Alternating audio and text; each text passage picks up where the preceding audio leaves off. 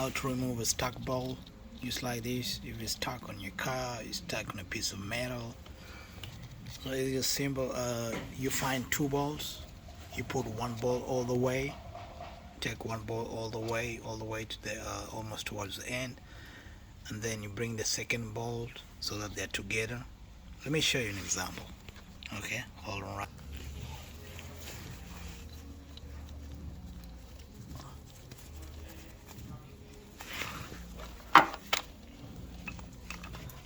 Then you drive it in.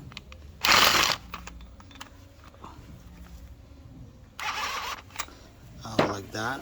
And then when it's all in just like this, you bring a second bolt.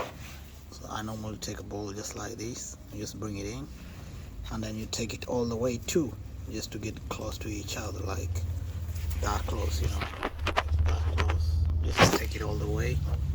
Use this, take it all the way. So once they touch each other, you take a wrench. Let me show you an example wrench. Okay, you take a number.